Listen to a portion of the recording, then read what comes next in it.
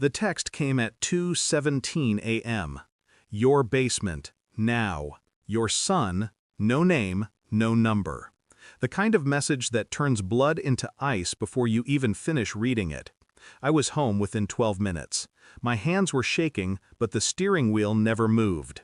Years of deployment discipline, fear locked behind calm breathing. The house was dark. Only the porch light hummed, flickering like it knew something. Inside, she was standing by the basement door, my wife. Her brother beside her, shoulders tense. They'd been waiting. "Don't go down there," she said. Her voice cracked, but her eyes, they were too steady. "Please, you can't handle it." He pressed his palm against the door like he'd done it before. I could still hear the faint sound below, something between a whimper and a scrape. "What did you do?" I asked. She cried then, a practiced cry, heavy but hollow. "They forced us to participate. Please, just call the police instead." I didn't. I shoved them both aside. The door slammed open. The light switch clicked, and for a moment I wished it hadn't. There are moments that don't leave you, not because they're painful, but because they rearrange who you are. What I saw that night didn't make sense at first. My son sitting on the concrete floor, his eyes open, his wrists tied with rope too clean to be improvised. A bruise like a brand on his cheek. He didn't cry, he just whispered, "You came back early." I untied him. I held him. His body felt weightless, as if fear had already taken everything solid from him. She stood behind me, saying nothing now. Her brother avoided my eyes. It took only one sentence to make the air vanish. It wasn't supposed to go this far. Not an apology. A confession with a time limit. That night I didn't yell, didn't strike, didn't demand an explanation. I just carried my son upstairs, tucked him into bed, and watched the hallway through the reflection in the window. Every time the floor creaked, I remembered that message. Your basement, now. Someone wanted me to see, and they'd made sure I couldn't unsee it. The next morning I moved like a ghost inside my own house. Made breakfast, packed lunches, said nothing. She pretended to sleep until I left. Her brother was gone before sunrise.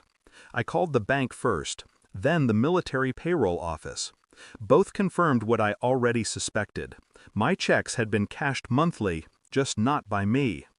The neighbor across the street told me everyone thought I'd remarried overseas. She said, "You stopped calling," he'd added, apologetic. "We figured you'd moved on." I watched her that evening from the kitchen window as she watered the garden, barefoot, humming. A woman rehearsing innocence. Over the next few days I started collecting pieces. A phone bill. A message thread she didn't know was backed up to the cloud. Photographs in a folder named Work Receipts. Every image was a betrayal frozen in digital amber. Her, him, and the same man who had pressed his hand against that basement door. The hardest part wasn't the proof. It was how calm I felt holding it. Something inside me had gone quiet, a kind of quiet that doesn't break. When the truth arrived, it was printed on plain white paper. Bank statements, phone records, timestamps. I slid them across the table during dinner. No words. She stared at them for a long time, her fork still in her hand. Then she laughed once, sharp and nervous. "You're back 2 months early," she said. "You weren't supposed to—" "I know," I said. That was all. The silence that followed was heavier than any argument. The sound of realization is quieter than guilt. It's the sound of breath stopping mid-sentence. Her eyes moved from the papers to me, searching for anger. There was none left to find. "Please," she whispered, "it wasn't like that." I watched her crumble, slow and graceless. Her words didn't matter anymore. The truth already lived in the room, and it was louder than anything she could say. The next day I went to the bank and closed every joint account. Then to the school, where I filed for custody under emergency review. No shouting, no threats, just signatures and quiet clarity. That night I came home, packed my son's clothes, his favorite toy, and the photo of us fishing when he was 5. She followed me to the driveway, begging, "Please, we can fix this." I stopped, turned once. "You already did," I said. Then I handed her a manila envelope. Inside was a single photograph, the one from the basement. Her face drained as she looked at it. She understood what it meant, proof of everything she'd tried to bury.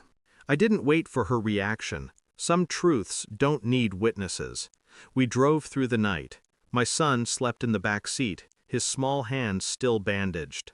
The road stretched empty, endless. For the first time in months, I could breathe. I wasn't angry anymore. Anger needs energy. All I had left was precision.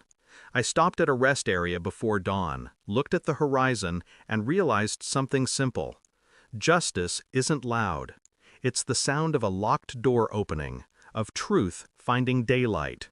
And when the light hits it, it never hides again. Thanks for watching.